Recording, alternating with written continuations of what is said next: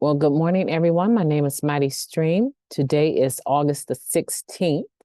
I'm going to do your spiritual principle a day in a meditation with you. I'm brought to you by Hope Through Navigation, and this is our Hood Recovery Services. You can reach me at recoveryofhope21@gmail.com. I'm looking forward to doing this meditation with you. Let's go ahead and get into that screen. All right. Move this a little bit. All right. Down here.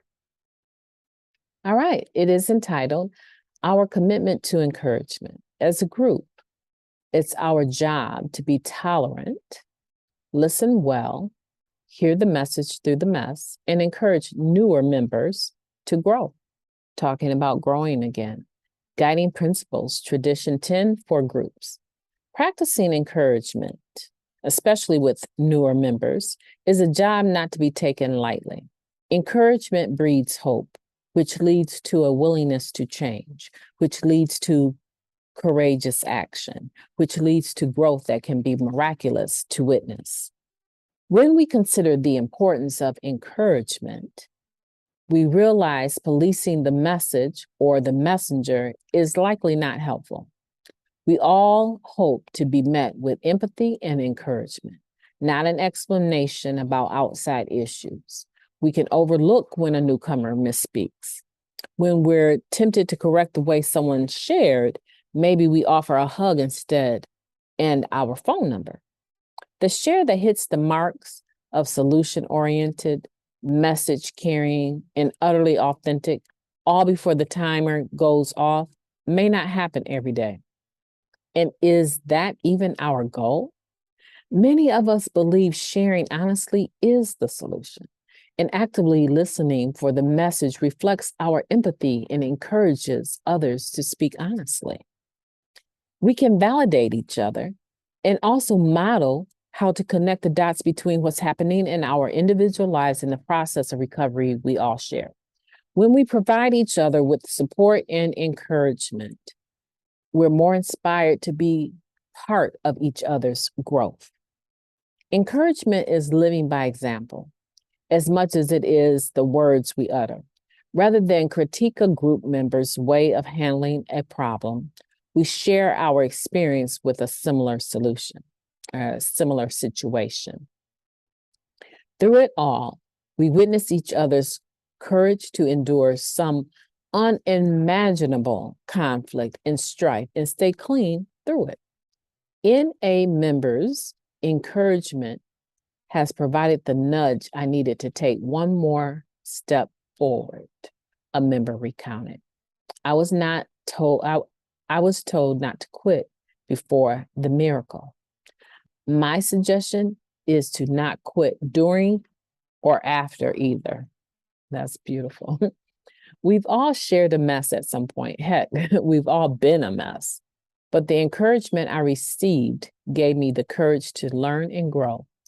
I'm committed to doing that for others today. What a powerful end, what a powerful anchor to the Just for Today in a meditation, talking about spiritual growth, right? How powerful is this to be able to encourage other people to have grace for themselves? All of us have done it. We've gone to meetings. We've been in a funk when we got to the meeting. We was waiting for Sarah, Susie, Ann, and Dick to share the same old thing they've been sharing since we've known them, right? In and out of the program, relapsing over relationships, even though it's always suggested, give yourself time before you get in a relationship. And they never fail to tell you, well, I was in a relationship before I got here, and I'm not going to just give up on them now. But then they're not able to maintain any level of clean time because of the ups and downs of that topsy-turvy need to have other people fill that void that only their God can actually fill, right? And so we've been to those meetings where we were just like, oh, if they share one more time about the same old thing, Matter of fact, I've had some addicts come to me, and I'm not really sure why people bring me this kind of stuff. I think they just really want a filter, because they already know where I'm going to come from. God is usually going to be the first thing out my mouth, right? And so I've had people come to me complaining about how other people are sharing in certain meetings, and I'm not even, I don't even attend those particular meetings. So one, you're breaking their anonymity. Let's start there, right? But we all have experience going to meetings in a bad mood and just not, we know we need the fellowship, but we just do not want to hear the same old share with the same old solution over and over. We want somebody else to share, right?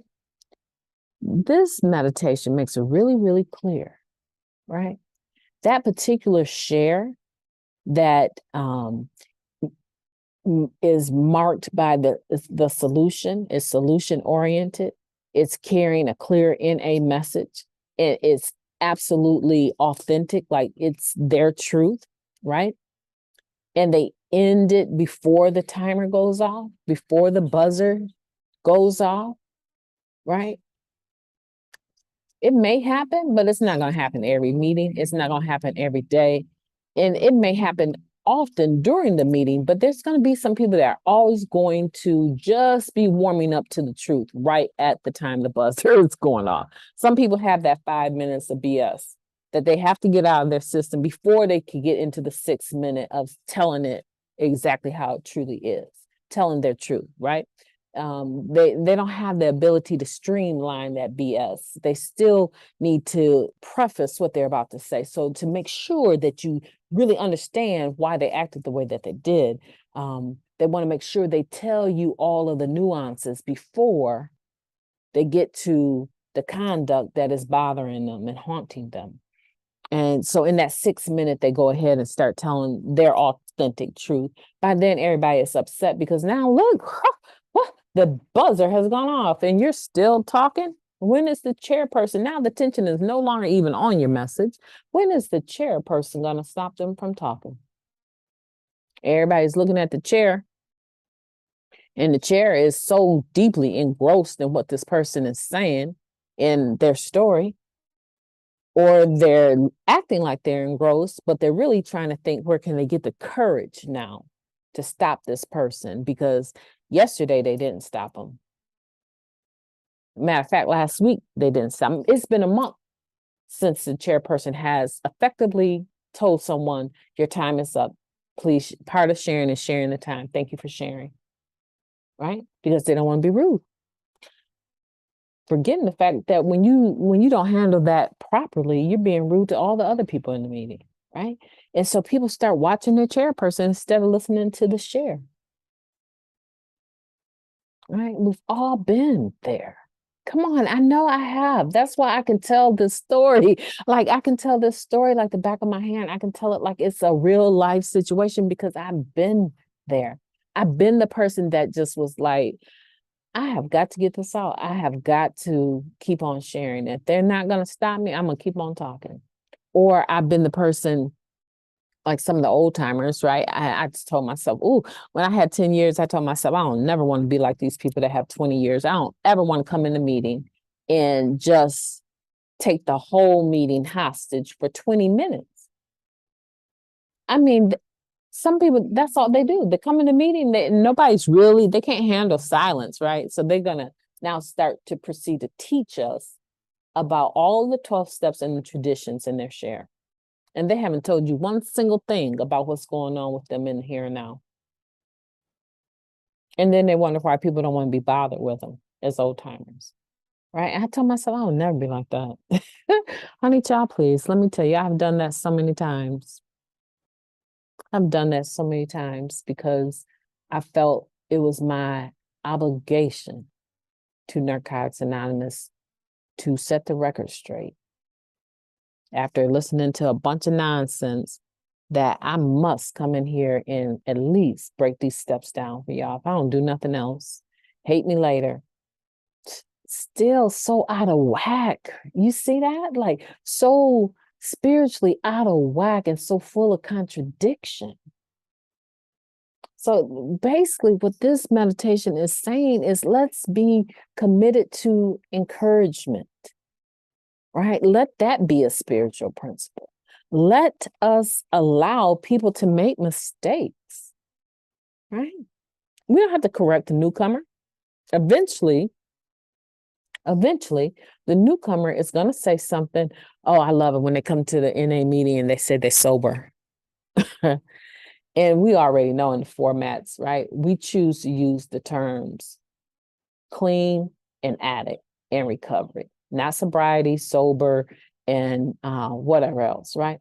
Because we want people that have the addiction to alcohol to understand that that is a substance, that is a drug, and it is welcomed here. We do not push people away that are addicted to alcohol. Like we're no longer going to be able to draw a line with people that are addicted to marijuana. Both of them are legal substances, right? We don't tell people you can't share about you trying to stop smoking cigarettes. We understand the disease of addiction doesn't have a boundary. Whatever we light on and feels good, one is too many, is 1,000 is never enough. We don't have to correct, excuse us, we don't use that term here. We want to keep a clear NA message. Okay, well, you know what? They're going to get that message. Whether it come from the chairperson or someone else that's in the follow-up sniper share, they're going to learn. And they're going to get it. The main thing is we want them to keep coming back so that they can get it, right? We tried to decrease the number of opportunities for offense. And we don't have to sugarcoat anything for anybody, right? But is it so important that you correct them in your follow-up share, your sniper share? Or can you just embrace them? Can you just embrace them and say, you know, I want to see if we can connect. Here's my number, call me. Oh, the newcomer, they need to ask for numbers. Okay.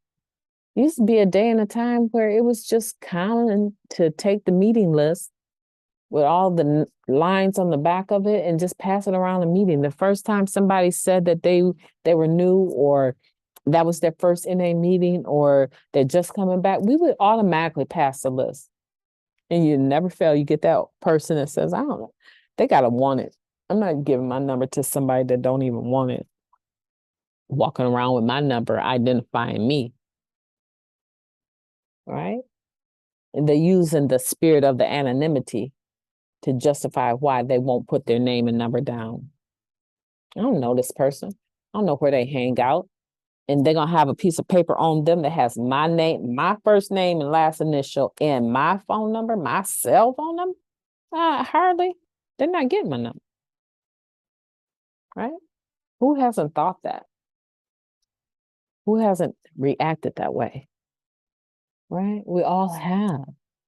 And so that's why this reading is important. It's like, can we just stand on spirituality today? Can we just stand on the fact that you can relate to what they're passing through and you want to be a part of the positive experience of their recovery?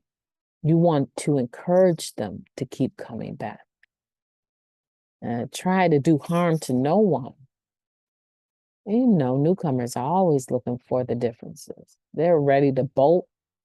They want a reason to hate us. How about we get through a meeting where we give them no reason to? How about there's nothing that they can find fault with, except for if they find being loved by others a fault, which they probably will. I remember when I was new, I was like, do not hug me. I would say, I don't know why I would say it. Like every time I would share, I would say, do not hug me. I don't like hugs. I don't want to be touched. And I was serious. My post stress disorder, right? PTSD, post-traumatic stress disorder. I was serious. Don't touch me. And it would never fail. I would have to endure a bunch of hugs because they wanted me to know that everybody said that at one point in time. Everyone felt that at one point in time, right? You're not any different, and we're going to love you the same. Can we take it back to old school, right? How we loved up on the newcomer when they would come into a meeting, we would take them out for coffee. We would introduce them to the fellowship so that they could develop camaraderie. And they would look forward to coming to the meetings because they knew we were going out for coffee afterwards, laughing and talking. And when we get to the coffee afterwards and we're not in the meeting, can we still keep it positive? Or do we have to gossip about that one member? Do we absolutely have to character assassinate other members when we're sitting and having our coffee? Or can we just keep it light and easy? Generally speaking, people just kind of group off in twos or threes, sitting there with whoever is close to them at the table and talking about their own life experience. Can we be encouraging to the newcomer? I challenge you today to do that. I challenge you, right? I challenge you to not take yourself so seriously today and to be committed to encouraging the newer member. That in itself is a spiritual principle. It's in different worlds we call it hospitality, but here we're calling it commitment to encouragement, welcoming the newcomer and embracing them and giving them grace. My name is Mighty Stream, and I have enjoyed talking to you with this spiritual principle a day, and I am going to be talking to you tomorrow.